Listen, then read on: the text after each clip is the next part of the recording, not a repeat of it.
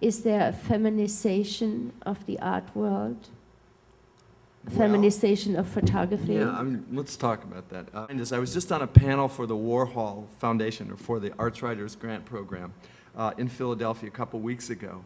And I was in a group kind of like this, and one of the people sitting at the table with us was the art critic for Newsweek, Peter Plagens. And the question came up very directly pointed at him, or maybe I asked it and it was fielded by him. And it had to do with the fact that there was a discussion of the Guerrilla Girls and the work that they did in the 80s, particularly in the early 80s, 70s and 80s. And so my question was, how much difference did that really make? That is to say, we know about them, they're important in the history of art, and certainly important in the history of kind of women's place in contemporary art. But how much difference did it make? What about the centers of power and how much did they change? And Peter Plagens said, and I was being skeptical, and he jumped in and said, well, you know, I was one of the people who was targeted by the Guerrilla Girls. I was on their hit list. And I was told in no uncertain terms that I never mentioned women in the reviews that I was writing. And I looked back, he said, I looked back and I took a look at all the work that I'd done, and I said, you know what? They're right. And I have to think twice about that. And for him, that was an enormous sea change. I had a similar experience, and then I'll get off this, but when I did the Edge of Vision exhibition, which is still traveling, yeah, I thought it was a wonderful show, and it was all abstract photography. So in the middle of it, someone who was a good friend of mine, a woman who I'd known for a long time, came up to me and said, it's wonderful, I love it. And then I heard her turn around and say to a friend of hers, but where are the women? And I was kind of taken aback because I thought of the show as basically genderless. That is to say, it was all abstract photography, so isn't it all about the pictures? And I suddenly realized that there were a whole host of women who were working in abstraction, however you want to define that. And out of the selection I had made, I'd never thought about this in terms of what might be gender issues. And I suddenly had to go back and rethink not only what I thought about abstraction, but certainly how it fit into the lives of women photographers. Enough work that is good by women?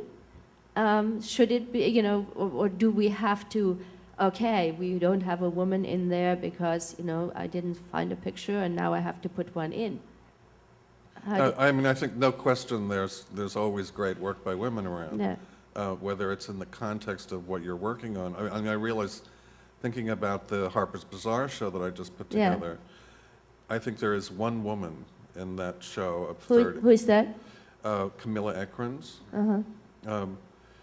I think generally, you know, and I was working with what they work with, and what I thought was their great photographs.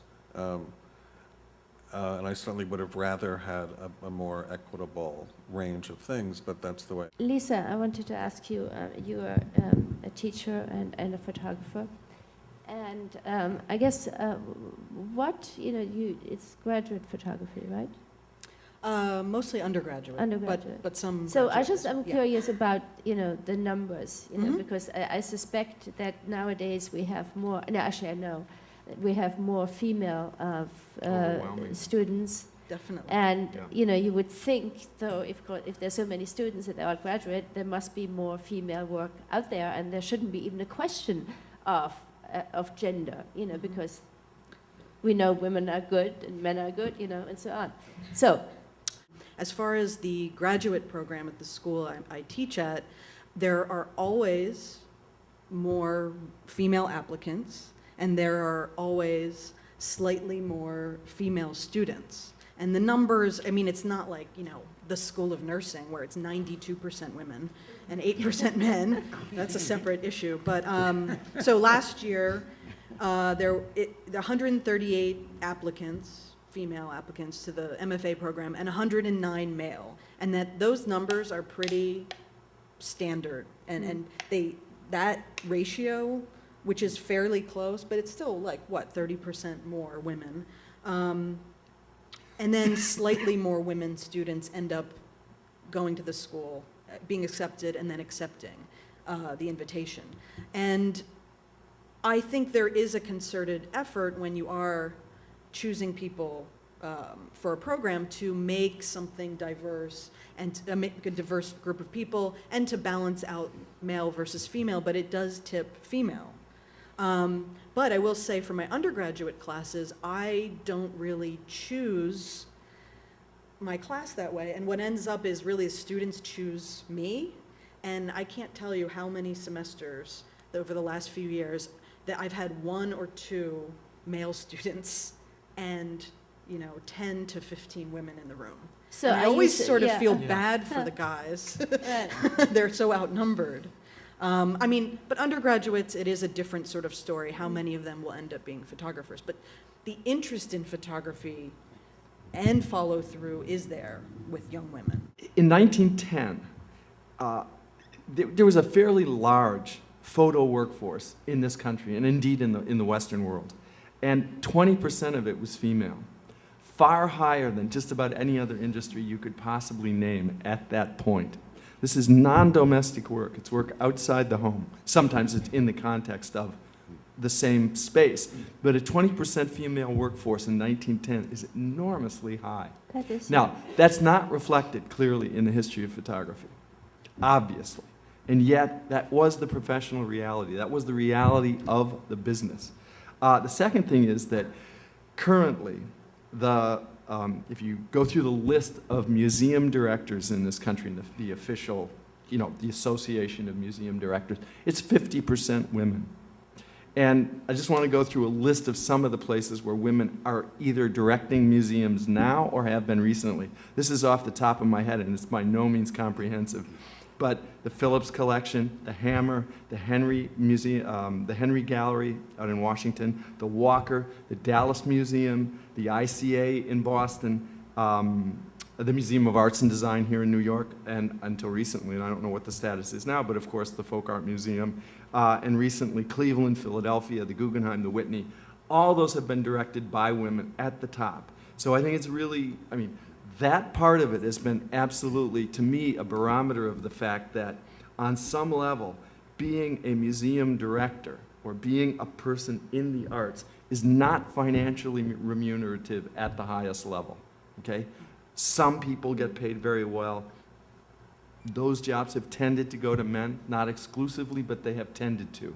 And I think you can talk about the feminization of the arts as a place where that's not where the energy, how shall I say, that's not where males are directed. Probably never has been, in fact, but certainly isn't now. Yeah. I wonder, Sarah, you, in your world, how does it stack up there? Well, I was just in a meeting for a big hair company, and I walked in the room, I sat down, and they said, "You're here because you're a woman. You're here because we want to see what women can do for our product. And we know that every morning you wake up and you wash your hair and you dry it or whatever you do. And we know that you're going to be able to represent it better than our last photographer who was a man." And I get that all the time. I always felt that being a woman in the beauty and fashion industry was actually a plus, never a detriment to the career whatsoever. It should be, right? It should Well, not be I mean, a detriment. I know the correct angle for a mascara shot because I put it on every morning. I know what mascaras work. Granted, it sounds kind of a mundane conversation, but for me, when I'm selling a product, I get it. That's pretty fantastic that you know your subject matter in and out. And it's, what are there men who get lipstick?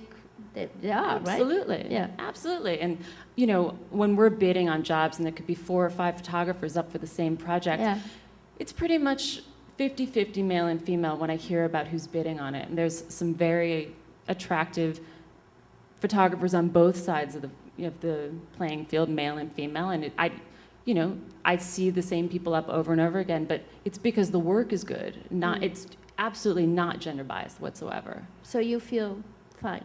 Absolutely.